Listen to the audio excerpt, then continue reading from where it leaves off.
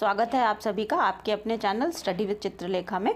जैसा कि आप लोग जानते हो, हम लोग यूपी पीसीएस प्री 2024 को टारगेट कर रहे हैं। उसके लिए हम लोग प्रैक्टिस सेट की सीरीज़ कर रहे हैं। आज सेट नंबर 2 हम लोग करने वाले हैं। इससे पहले की क्लास में हमने सेट नंबर 1 किया था, उसमें हमने हिस्ट्री की थी, ठीक है। उसमें हमने एंशिएंट हिस्ट्री को टारगेट किया था। आज की क्लास में हम लोग ज्योग्राफी को टारगेट करेंगे। इसी तरीके से हम लोग सब्जेक्ट वाइज अपनी जीएस को कवर करेंगे, ठीक है। तो क्लास को शुरू करते हैं और आज का पहला क्वेश्चन देखते हैं। क्लास को शुरू करने से पहले मैं आप लोगों से रिक्वेस्ट करना चाहूँगी, अगर आप लोग चैनल पर पहली बार आए हैं तो चैनल को सब्सक्राइब कर लीजिएगा, और अगर वीडियो पसंद आएगा तो वीडियो को लाइक और शेयर ज़रूर करिएगा अपने दोस्तों के साथ, अपने पेयर ग्रुप्स में, स्टडी ग्रुप्स में, जिससे कि वो लोग भी अपने रिवीजन को अच्छे तरीके से कर सकें। तो बिना देर के हुए हम लोग अपनी क्लास को शुरू करते हैं और आज का पहला क्वेश्चन देखते हैं। पहला क्वेश्चन जो है वो है, आपको 2 सूचियां दे रखी हैं, जिसमें कि एक तरफ आपको पहाड़ियां या पर्वत दे रखे हैं, दूसरी तरफ उनकी अवस्थिति दे रखी है। हमें इसकी मैचिंग करनी है कि कौन सी पहाड़ी किस राज्य में है, ठीक है। तो पहला है बटेश्वर पहाड़ी। ए जो है बटेश्वर पहाड़ी आपको मिलेगी बिहार में। ऑप्शन ये जो है 3 से मैच कर दीजिए, बिहार में, ठीक है। बेल्लारी की पहाड़ियाँ या बिलारी यहाँ पर दे रखा है, बिलारी की पहाड़ियाँ जो हैं बिलारी श्रृंखला मिलेगी आपको कर्नाटक में, ठीक। चिन पर्वतमाला जो है आपको मिलेगा मणिपुर में, नॉर्थ ईस्ट में, और धोशी की पहाड़ियाँ ये आपको हरियाणा में मिलेगी। ये अरावली पर्वत श्रेणी में आता है। तो इस तरीके से ये मैचिंग हो गई। बहुत ही इंपॉर्टेंट क्वेश्चन है ये, क्योंकि अच्छे क्वेश्चन ढूंढ के लाई हूँ मैं यहाँ पर। इस तरीके के क्वेश्चन ज़्यादातर पूछे भी जाते हैं पीसीएस में, तो इनको हम अच्छे से ध्यान रखेंगे। अब आगे बढ़ेंगे, हम लोग देखते हैं अगला क्वेश्चन, ठीक है। अगला क्वेश्चन जो है, यहाँ पर आपको ये 4 कूट दे रखे हैं और इनमें से पूछा गया है कि कौन सी पर्वत श्रेणियाँ हिमालय में अवस्थित हैं, ठीक है। तो देखिए, अन्नामलाई की जो पहाड़ियाँ हैं ये हिमालय में अवस्थित नहीं है। ये मुझे बहुत अच्छे तरीके से पता है कि ये नहीं है, ये पश्चिमी घाट में है। तो अब मैं क्या करूँगी, अब मैं देखूँगी ऑप्शन नंबर 3 जिसमें होगा, मतलब 3 अन्नामलाई जिसमें भी है कूट में, उसको मैं 3 को एलिमिनेट कर दूँगी। तो देखिए, ये 1, 2 और 3 तीनों में मिल रहा है, ये तो हो गया एलिमिनेशन, इसलिए मैंने ये एलिमिनेट कर दिया। तो 1 और 2 सिरुमाली भी दक्षिण भारत में पड़ती हैं, दक्षिण भारत में ये पहाड़ियाँ पड़ती हैं। तो जो हमारे पास ऑप्शन जो कूट हमारे पास बचे वो जो ओउ और ल्योत से बचा, ठीक है। तो 1 और 2 करेक्ट ऑप्शन हो जाएगा। तो जो हमारा ऑप्शन नंबर 4 है, 1 और 2, ये करेक्ट ऑप्शन हो जाएगा। अब हम अपनी पहाड़ियों को देख लेते हैं कि कौन सी पहाड़ी कहाँ पर है, ठीक है। देखिए, ये जो है यहाँ पर एक्सप्लेनेशन क्वेश्चन नंबर 1 का है, जैसा कि हमने पढ़ा था। एक बार इसको भी देख लेते हैं कि बटेश्वर की पहाड़ियाँ जो है बिहार के भागलपुर ज़िले में मिलेंगी आपको, कुर्सेला शहर में। ये लगभग 6 किलोमीटर दक्षिण में फैली हुई हैं। इन पहाड़ियों पर महादेव का एक प्राचीन मंदिर बना है। दूसरा है धोशी पर्वत था, जो कि हरियाणा और राजस्थान में दोनों जगह पे पड़ता है। ये हरियाणा और राजस्थान की सीमा पे पड़ता है। तो हमारे पास ऑप्शन में हरियाणा था, तो हमने हरियाणा के साथ मैच किया था। और ये राजस्थान के उत्तरी भाग झुंझुनू जिले में स्थित है। दोशी पर्वत एक विलुप्त ज्वालामुखी है, ये इंपॉर्टेंट है, इसको ध्यान रखिएगा, जो अरावली श्रृंखला के उत्तर पश्चिमी छोर पर अकेला खड़ा है, ठीक है। ये बात बिल्कुल ध्यान रखिएगा, बहुत इंपॉर्टेंट बात है। चिन पर्वतमाला ये उत्तर पश्चिमी बर्मा यानी कि म्यांमार में पड़ती है, जो कि उत्तर की ओर भारत में मणिपुर राज्य तक फैली हुई है। और इसकी ऊंचाई कितनी हो जाएगी, 2100 से 3000 मीटर तक हो जाएगी। बरेल पर्वतमाला नॉर्थ ईस्ट में पड़ती है, जो कि एक तृतीयक पर्वत श्रृंखला है और ब्रह्मपुत्र और बराक घाटियों के बीच में लगभग 80,000 हेक्टेयर क्षेत्र में नागालैंड और मणिपुर से पूर्व और पश्चिम में असम मेघालय तक फैली हुई है, ध्यान रखिएगा। और उसके बाद कछार जिले में, इसमें कछार जिले में उत्तरी कछार आरक्षित पर्वत वन कछार और उत्तरी कछार पर्वत श्रृंखला भी है, ठीक है। तो ये हमारा क्वेश्चन नंबर 1 का एक्सप्लेनेशन था। इसको देख लिया आप लोगों ने, ये इंपॉर्टेंट था लेकिन वो मिसमैच हो गया, तो ऊपर वाले का एक्सप्लेनेशन है ये क्वेश्चन नंबर 1 का, ठीक है। कंफ्यूज नहीं होइएगा। अगले क्वेश्चन पर आते हैं। अगला क्वेश्चन है क्वेश्चन नंबर 3। क्वेश्चन नंबर 3 क्या कह रहा है, ये भी 2 सूचियाँ आपको दे रखी हैं, भारत के राज्य और सबसे ऊँची चोटी। तो पहला राज्य है तमिलनाडु। तमिलनाडु की जो सबसे ऊंची चोटी है वो हो जाती है दोदा बेटा। तमिलनाडु में पड़ता है दोदा बेटा पर्वत चोटी, ठीक है। और ये सबसे ऊंची चोटी है तमिलनाडु की। राजस्थान की सबसे ऊंची चोटी गुरु शिखर है, ये अरावली पर्वत श्रेणी में आता है।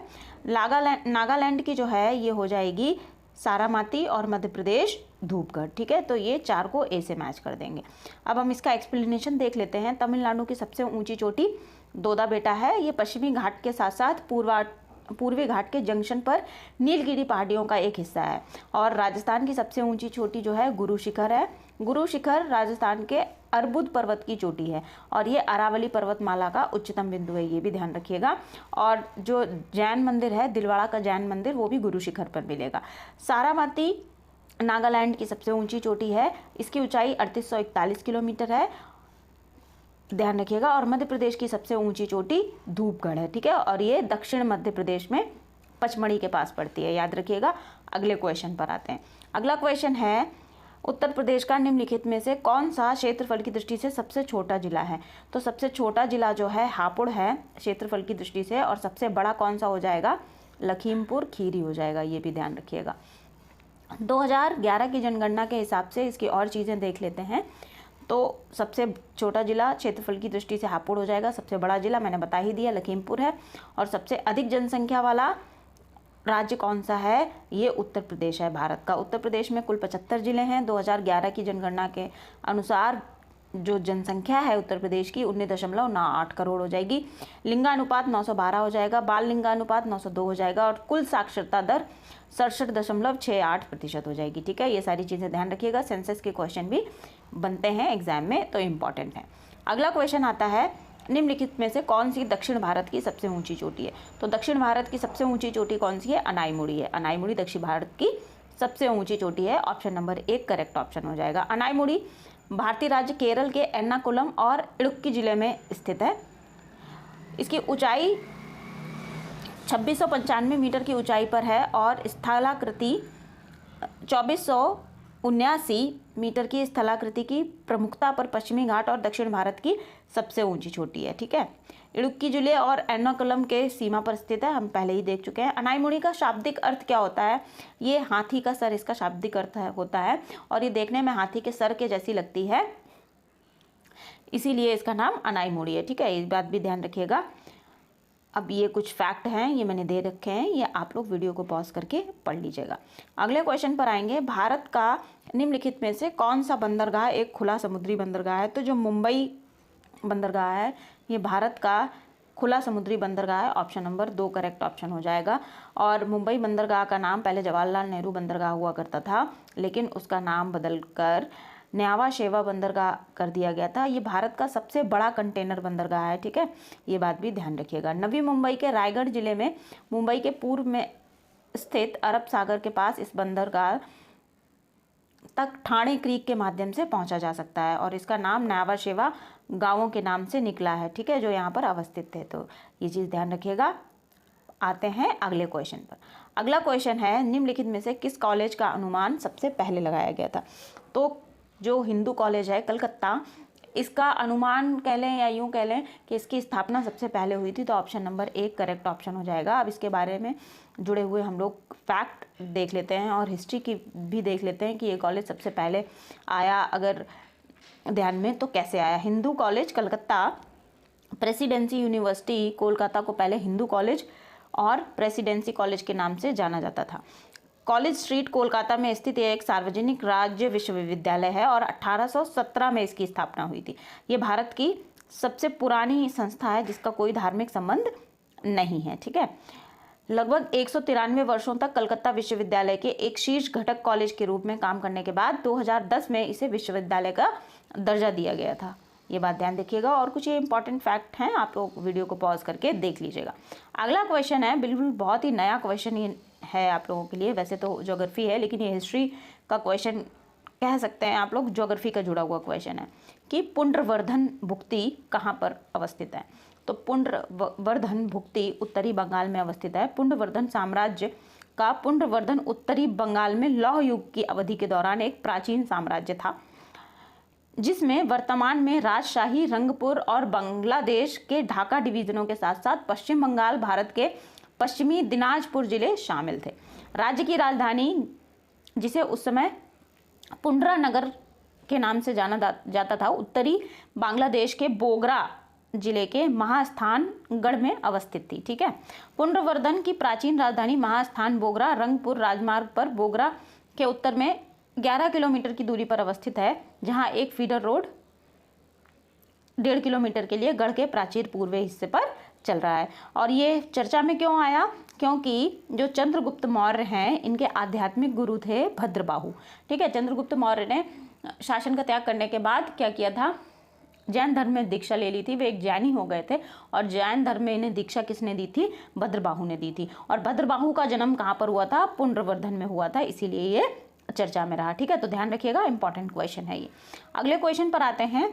किसी देश की प्राकृतिक पूंजी को निम्नलिखित को किसे छोड़कर सभी शामिल होते हैं? तो देखिए, किसी भी देश की प्राकृतिक पूंजी में जंगल, सड़कें, जल और खनिज पदार्थ, इनमें से क्या क्या शामिल होता है? ये तीनों ही शामिल होते हैं, लेकिन सड़कें शामिल नहीं होते हैं। सड़कें प्राकृतिक पूंजी नहीं होती है, तो ऑप्शन नंबर 3 करेक्ट ऑप्शन हो जाएगा। अगले क्वेश्चन पर आएंगे, निम्नलिखित में से कौन सा सही सुमेलित नहीं है? तो देखिए, लिपुलेख दर्रा जो है उत्तराखंड में मिलेगा, रोहतांग पास आपको मिलेगा हिमाचल प्रदेश में, और पाल घाट केरल में मिलेगा, जबकि नाथुला आपको कहाँ पर मिलेगा? ये मिलेगा आपको सिक्किम में। ठीक है, सिक्किम में मिलता है आपको नाथुला पास, और ये गंगटोक से होकर के गुजरता है। ठीक है, ध्यान रखिएगा। अब हम इसके एक्सप्लेनेशन को देख लेते हैं। ये देखिए, नाथुला दर्रा सिक्किम के गंगटोक से 14,140 फीट और 53 किलोमीटर की ऊंचाई पर अवस्थित है। नाथुला भारत और चीन की सीमा पर पुराने रेशम मार्ग पर अवस्थित एक ऊंचाई वाला दर्रा है। सिक्किम में पर्यटकों के लिए ये आकर्षण का केंद्र रहता है। ठीक है, ध्यान रखिएगा, नाथुला कहाँ पर है? ये सिक्किम में है। अच्छा, लिपुलेख जो है, लिपुलेख आपको उत्तराखंड में मिलता है, ये पश्चिमी हिमालय में अवस्थित है, ये भी ध्यान रखिएगा।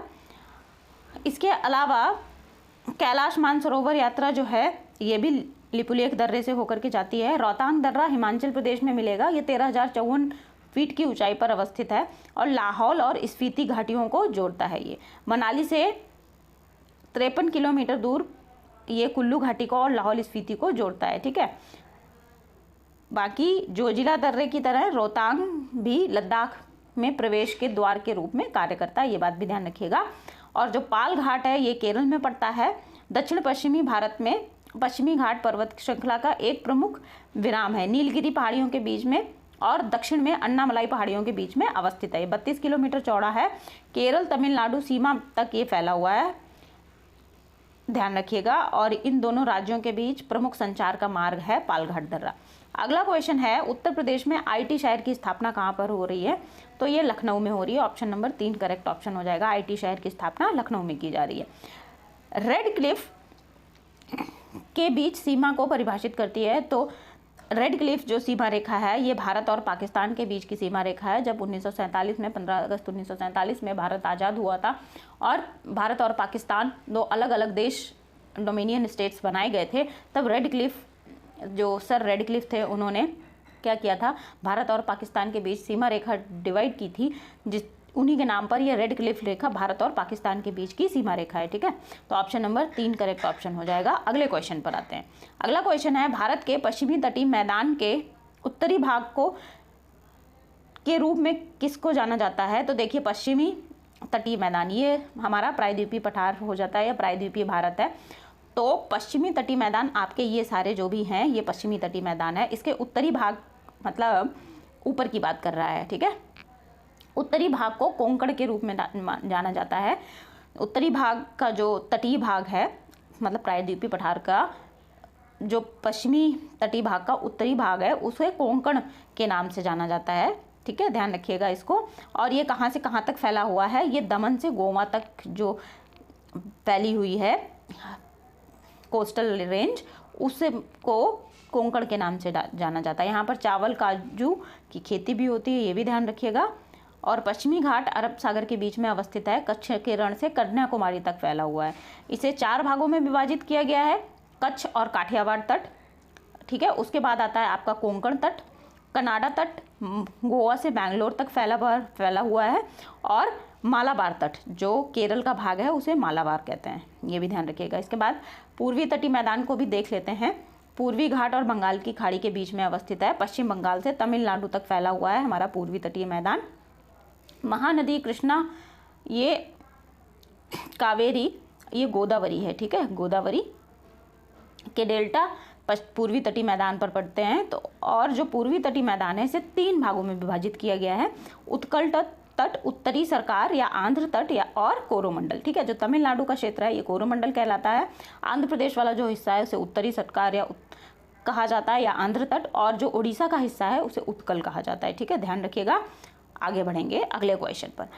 प्रायद्वीपीय भारत की सबसे ऊंची चोटी कौन सी है? हमने अभी पढ़ा था दक्षिणी भारत की या प्रायद्वीपीय भारत की जो सबसे ऊंची चोटी है ये अनाईमुड़ी है। ऑप्शन नंबर 2 करेक्ट ऑप्शन हो जाएगा। पश्चिमी घाट में पड़ती है, दक्षिण भारत की सबसे ऊंची चोटी है, केरल के इडुक्की जिले पर है, हाथी के माथे के जैसा इसका आकार है, इसीलिए इसे हाथी माथा भी कहा जाता है, ठीक है। और बाकी फैक्ट भी दे रखे हैं, ये आप लोग वीडियो को पॉज करके रीड कर लीजिएगा। बाकी के और पर्वतों के यहाँ पे फैक्ट दिए रखे हैं, इनको रीड ज़रूर कर लीजिएगा। बढ़ेंगे अगले क्वेश्चन पर। निम्नलिखित में से कौन सा दर्रा लेह की ओर जाता है? तो देखिए लेह मनाली मार्ग को जो दर्रा जोड़ता है ये है जोजिला दर्रा। ऑप्शन नंबर 1 करेक्ट ऑप्शन हो जाएगा। और ये कहाँ पर अवस्थित है? ये कश्मीर में अवस्थित है, ये बात भी ध्यान रखिएगा। अगला है आते हैं इसके कुछ चीज़ें हम देखते हैं। ये श्रीनगर को कारगिल लेह से जोड़ता है, कश्मीर घाटी को द्रास और सुरू घाटी से जोड़ता है। कश्मीर के अन्य दर्रे कौन से हो जाएंगे? तो बनिहाल, बुर्जिला, पेंसिला और पीर पंजाल दर्रा जो है ये बाकी के ये कहाँ पर मिलेंगे? आपको कश्मीर में मिलेंगे, ठीक है। अगले क्वेश्चन पर आते हैं। यहाँ पर 2 सूचियाँ दे रखी हैं और आपको दर्रे दे रखे हैं, इन्हें हमें सही से सुमेलित करना है। तो जो मानाला है या मान्ना दर्रा है ये मिलेगा आपको उत्तराखंड में, तो इसको 4 से मैच कर देंगे। नाथुला दर्रा हमने ऊपर भी पढ़ा था, ये मिलता है आपको सिक्किम में। जोजिला दर्रा अभी ऊपर ही पढ़ा हमने, ये कहाँ पर है? जम्मू कश्मीर में है। और शिपकिला कहाँ पर हो जाएगा?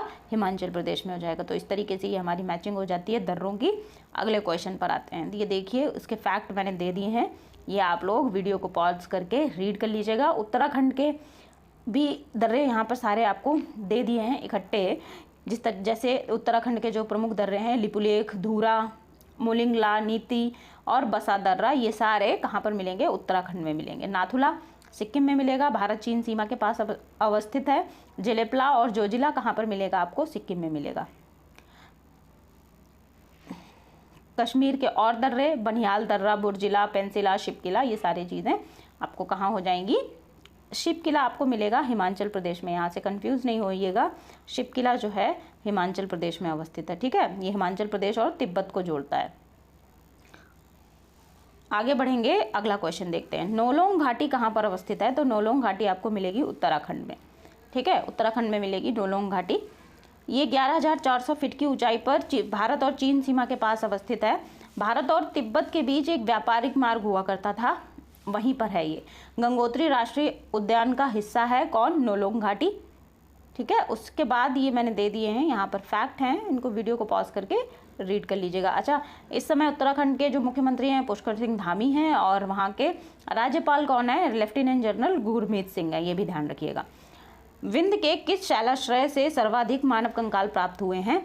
तो विंध्याचल पर्वत के या विंध्य श्रेणी के घाघरिया जो शैलाश्रय है वहाँ पर सबसे ज़्यादा मानव कंकाल प्राप्त हुए हैं। तो ऑप्शन नंबर 2 करेक्ट ऑप्शन हो जाएगा, घाघरिया, ठीक है। सबसे अधिक मानव कंकाल विंध्य के घाघरिया शैलाश्रय में पाए गए हैं। ये कुछ अन्य स्थलों के समूहों के साथ दक्षिण में एक स्थित शैलाश्रय है। मध्य भारत की विंध्यन रेंज की तलहटी में भीमबेटका शैलाश्रय में लगभग 700 प्राकृतिक शैलाश्रय हैं, मतलब गुफाएं हैं, उनमें घाघरिया भी उनमें से एक है, ठीक है। इन शैलाश्रयों की खोज 1957 में हुई थी। 2003 में यूनेस्को ने इसे विश्व धरोहर घोषित किया था, ये भी ध्यान रखिएगा। घाघरिया भौगोलिक दृष्टि में सीधे जिले में अवस्थित है, जो कि कैमूर पर्वतमाला में सोन नदी के सामने अवस्थित है। शैलाश्रय की छत और दीवारों में सुंदर मध्य पाषाण काल के चित्रकलाएं भी हैं, ठीक है। ये सारी चीज़ें देख लीजिएगा। अगले क्वेश्चन पर आते हैं। आप देखिए, निम्नलिखित पहाड़ी श्रृंखला के पश्चिम से पूर्व की ओर अनुक्रम की सही पहचान कीजिए। तो ये आपको नॉर्थ ईस्ट की पहाड़ियाँ दे रखी हैं, इन्हें हमें पश्चिम से पूर्व की ओर लगाना है, मतलब कुछ इस तरीके से ये हमको अरेंज करना है। तो आप लोगों ने सुना होगा गारो, खासी और जयंतिया, ये 3 पर्वत श्रेणियाँ भी हैं वहाँ पर, और यही जनजातियाँ भी हैं, नागा भी है, उसके आगे नागा पड़ती है। तो गारो, खासी, जयंतिया और नागा पश्चिम से पूर्व का सही क्रम हो जाएगा। तो ऑप्शन नंबर 3 करेक्ट ऑप्शन हो जाएगा इस क्वेश्चन का। और ये पहाड़ी श्रृंखलाएं दे रखी हैं, यहाँ पर इनके बारे में फैक्ट दिए हैं, ये आप लोग वीडियो को पॉज करके रीड कर लीजिएगा। अगले क्वेश्चन पर आएंगे हम। निम्नलिखित में से कौन सी चट्टान प्रणाली भारत के 90% से अधिक कोयले को प्रदान करती है? तो गोंडवाना प्रणाली जो है भारत में 90% से अधिक कोयला वहाँ गोंडवाना श्रेणी में कह लें या फिर गोंडवाना रॉक प्रणाली जो है उसमें पाया जाता है। तो ऑप्शन नंबर 4 करेक्ट ऑप्शन हो जाएगा। ठीक है, अगले क्वेश्चन पर आएंगे। निम्नलिखित में से कौन सा सबसे बड़ा ग्लेशियर है? तो जो सियाचिन ग्लेशियर है ये इन चारों में से सबसे बड़ा ग्लेशियर है। ऑप्शन नंबर 4 करेक्ट ऑप्शन हो जाएगा। मोहन रेखा किन 2 देशों के बीच सीमा रेखा बनाती है? तो देखिए, मैकमोहन रेखा जो है भारत और चीन के बीच सीमा रेखा बनाती है। तो ऑप्शन नंबर 1 करेक्ट ऑप्शन हो जाएगा, भारत और चीन। अगला क्वेश्चन है, इसमें 2 सूचियां दे रखी हैं, एक तरफ राज्य हैं, दूसरी तरफ सर्वोच्च शिखर हैं, तो हमें मैचिंग करनी है। तो केरल का जो सबसे ऊंची चोटी है ये अनाईमुड़ी है। अनाईमुड़ी दक्षिण भारत की भी सबसे ऊंची चोटी है, नीलगिरी पर्वत पर पड़ती है, केरल में पड़ती है, केरल के इडुक्की जिले में पड़ती है, हम पहले ही पढ़ चुके हैं। तो ए को 3 से मैच कर देंगे। उसके बाद नागालैंड की सबसे ऊंची चोटी सरमाटी है। उत्तराखंड का जो सबसे ऊंची चोटी है ये नंदा देवी है। तमिलनाडु की सबसे ऊंची चोटी कौन सी है?